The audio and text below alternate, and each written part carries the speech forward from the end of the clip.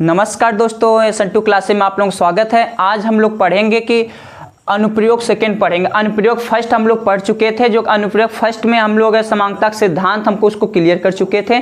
आज हमें पढ़ना है अनुप्रयोग सेकंड। अनुप्रयोग सेकंड क्या है कि इसमें है कि हमारी भौतिक राशियां दी रहेगी और भौतिक राशियां में संबंध स्थापित करके कोई एक फार्मूला हमें प्राप्त करना है। किससे? बीमीय समीकरण से प्राप्त करना है। इसी के बारे में हम लोग पढ़ते हैं। अब संबंध स्थापित करने के लिए मतलब भौतिक राशि में संबंध स्थापित करने के दिया गया, इसका मतलब कि अगर दे देगा m जो हमारा क्या होगा बल है, बल जो है हमारा द्रव्यमान और त्वरण पर निर्भर करता है, ऐसा दिया गया। तो अब इन तीनों में संबंध बताओ कि इनमें तीनों में संबंध क्या। और जब संबंध हम बताएंगे तो मूल संबंध बताएंगे तो हमारा क्या हो जाएगा बीमीय, मतलब हम उसका संबंध बताएंगे तो उसमें हम क्या होगा, संबंध से हमारा क्या होगा फार्मूला निकलेगा। वो तीनों के संबंध से हमारा क्या निकलेगा, फार्मूला निकल। उसी के बारे में हम लोग यहाँ पे निकालते हैं। चलिए देखते हैं। जैसे कि अगर हमारा यहाँ पे दे दिया ऊर्जा, एक क्वेश्चन हम लोग स्टार्ट करते हैं। ठीक, अनुप्रयोग हमारा सेकंड क्वेश्चन से स्टार्ट करते हैं। अब यहाँ दे देगा ऊर्जा द्रव्यमान तथा वेग पर निर्भर करता, ऐसा दिया गया है। ठीक है, ऊर्जा किस पे निर्भर करता, ऊर्जा जो है एनर्जी जो है किस पे निर्भर करता है, द्रव्यमान तथा वेग पर निर्भर करता है, ऐसा दिया गया है। तो बीमीय विश्लेषण द्वारा भौतिक राशियों में संबंध स्थापित करना, मतलब संबंध स्थापित कीजिए। तीनों भौतिक राशियों में क्या करना, 1 2 3 है ना, तीनों भौतिक राशियों में क्या स्थापित करना, संबंध बताने इसमें संबंध का। चलिए हम लोग करते हैं इसको, देखिए। अब बताओ कि यहाँ हल में लिखूंगा पूरा, इसका डेरिवेशन करूंगा तो क्या आएगा। अब बताओ ऊर्जा को हम ई बोल देते हैं, यहाँ पे ऊर्जा को ई बोलेंगे।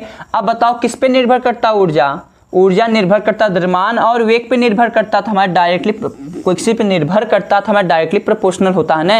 कोई किसी चीज पे निर्भर रहता है तो क्या होता है, डायरेक्टली प्रोपोर्शनल होता है। तो इसलिए यहाँ क्या होगा, समानुपातिक चिन्ह होता है। यहाँ समानुपाती लगा किस पे निर्भर कर रहा है, द्रव्यमान पे। द्रव्यमान हमारा क्या m है। अब बताओ कि द्रव्यमान पे निर्भर करता, कितने द्रव्यमान पे निर्भर करता, ऐसा नहीं बोला है ना। 1 पे कर सकता, 2 पे, 3 द्रव्यमान पे, 4 द्रव्यमान पे, 5 द्रव्यमान पे, 6 द्रव्यमान पे, हमें ऐसा नहीं बोला, बस बोल दिया द्रव्यमान पे निर्भर करता है। अब कितने द्रव्यमान पे निर्भर करता हमें नहीं पता है, तो इसलिए यहाँ हम क्या करेंगे, m की पावर x कर देते, मान लेते m की पावर x पर निर्भर करता है, क्योंकि x हमारा क्या, इसका मान निकालेंगे तब पता चल जाए कितने द्रव्यमान पे निर्भर करता है।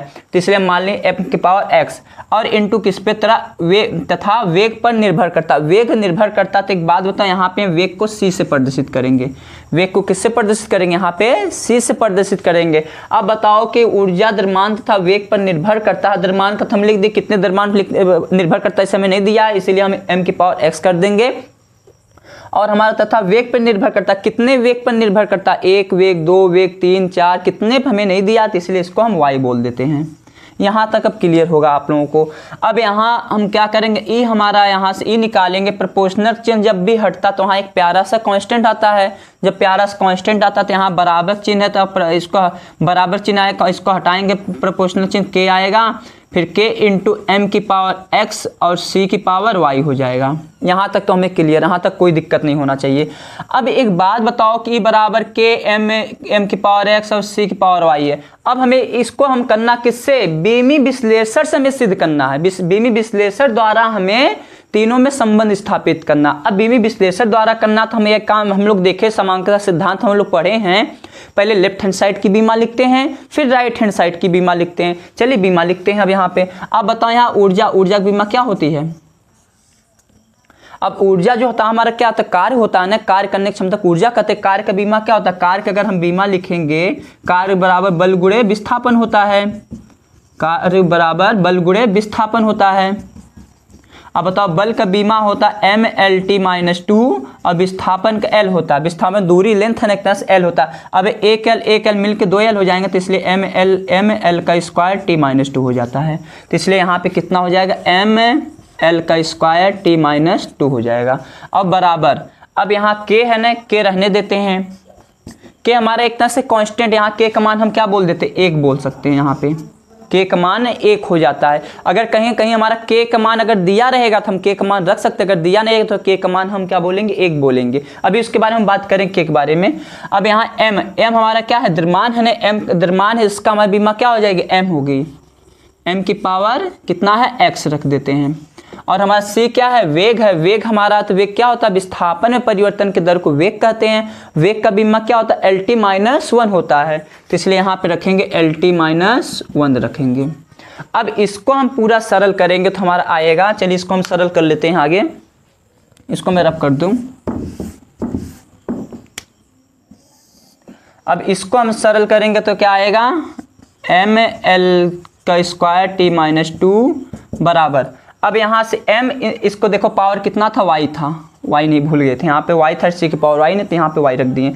अब यहाँ पे k रहने देते हैं, कितना हो जाएगा, m की पावर x बोल दिए, और यहाँ पे देखिए l की पावर y हो जाएगा ना, l की पावर y हो गया और t की पावर -y हो गया।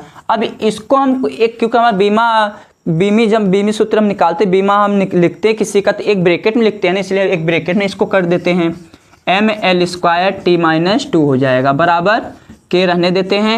अब इसको हम एक ब्रैकेट में लिखेंगे तो m की पावर x, l की पावर यहाँ पे y हो जाता है, l की पावर y और t की पावर -y हो जाएगा।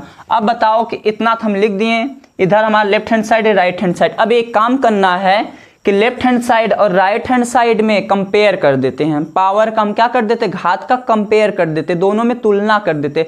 तुलना करने के बाद हमें x y की वैल्यू निकाल सकते हैं। अब बताओ दोनों पक्षों में तुलना करने पर, दोनों पक्षों में तुलना करने पर क्या आएगा। अब बताओ कि यहाँ हम जब तुलना करते हैं तो देखेंगे कौन सेम शकल का है, सेम शकल में तुलना करते हैं ना। अब बताओ यहाँ m है, यहाँ m है, सेम शकल का ही दिख रहा है ना। यहाँ m की पावर कुछ नहीं तो 1 m है ना, 1 m लिख दिए यहाँ पे, और m की पावर यहाँ पे x है, यहाँ m की पावर 1 है तो x का मान कितना हो जाएगा, x का मान 1 हो जाएगा। तुलना करते हैं, जब भी हम तुलना करते हैं, दोनों पक्षों में घातों का तुलना करते हैं, तो वहाँ पे हमें किस में तुलना करना कि मतलब सेम शकल वाले में तुलना करना है, सेम वेरिएबल्स तुलना करना। m है तो m में तुलना करें, ऐसा ना कि m का l में तुलना करने जाएंगे, ऐसा नहीं, हमारा जो सेम शकल का रहेगा उसी का हम तुलना करेंगे, ठीक है। तो अब m का तुलना करेंगे, x की पावर कितना, x बराबर कितना 1 हो गया। अब हम l का तुलना करते हैं, जब l का तुलना करेंगे तो हमारा देखो l और l की पावर यहाँ 2 है, l की पावर y है, तो y का मान कितना आ जाएगा, 2 आ जाएगा, कोई दिक्कत नहीं। अब हम t का तुलना करते हैं, t का तुलना करेंगे तो यहाँ t और यहाँ t है। अब बताओ पावर में कितना है, -2 है, यहाँ -y, तो -y बराबर -2 हो जाएगा। अब माइनस से माइनस कटेगा तो y बराबर 2 आ जाएगा। अब a तो हमारा x बराबर 1, y बराबर 2 आ गया, ठीक है। अब a वाला जो हमारा मान आया है, तो हम इस वाले जो हमारा इसको हम समीकरण 1 बोल देते हैं। समीकरण 1 में x और y का मान समीकरण 1 में रखने पर, चले रख देते हैं, x, y का मान समीकरण 1 में रखने पर। अब बताओ समीकरण 1 में मान रखेंगे तो क्या आएगा, x का, अब जहाँ x है वहाँ 1 रखेंगे, जहाँ y है वहाँ पे 2 रखेंगे, तो यहाँ e बराबर हम क्या आएगा, e बराबर k रहने देते हैं, m की पावर कितना x है ना, तो यहाँ पे 1 रखेंगे तो m की पावर 1 हो जाएगा। और यहाँ पे क्या है, c की पावर y है, तो यहाँ c की पावर y की जगह कितना मान रखेंगे, 2 रखेंगे, तो यहाँ कितना हो जाएगा, 2 हो जाएगा। अब बताओ k हमारा 1 होता है, k 1 होता, क्योंकि अब बताओ कि यहाँ से अगर k 1 अगर हम कर देंगे, k का मान अगर 1 हो जाएगा, तो एक बात बताओ, तो यहाँ पे हमारा c है ना, देखिए यहाँ हमारा c है ना, c की पावर y है ना, तो y कितना हो जाएगा, 2 हो जाएगा, तो इसलिए c की पावर 2 हो जाएगा, क्योंकि c की पावर कितना रख रहे हैं, y रख रहे हैं ना, तो यहाँ y बराबर कितना 2 दिया है, तो c की पावर 2 हो जाएगा, तो mc² हो जाएगा। अब e बराबर क्या आएगा, k का मान अगर 1 हम रखेंगे तो हमारा किसका फार्मूला बनेगा, mc²। तो वर्ल्ड फेमस वैज्ञानिक आइंस्टीन जी का फार्मूला प्राप्त होता है, E बराबर mc²। अगर k का मान 1 रखते हैं, और a हमारा k का मान 1 इसलिए होता है क्योंकि निर्वात में k का मान कभी कभी कांस्टेंट माना जाता है, 1 माना जाता है, क्योंकि फोटोन के बारे में खोज किए थे, कौन, आइंस्टीन जी खोज किए थे, फोटोन के बारे में बताए थे। अब देखिए यहाँ तक तो हम लोग कर लिए हैं, ये तो अनुप्रयोग हमारा यहाँ तक कंप्लीट हो गया है। अगर यहाँ तक अगर आप लोग समझ में आया होगा तो वीडियो को लाइक, शेयर एंड सब्सक्राइब जरूर कर दीजिए। अब इसके आगे हम नेक्स्ट वीडियो में अनुप्रयोग 3 लाएंगे, आप लोग प्रॉपर बने रहेंगे, जो कि पूरा आप लोग कंप्लीट, पूरा सिलेबस कंप्लीट होगा यूपी बोर्ड का। ओके, चलिए, थैंक यू फॉर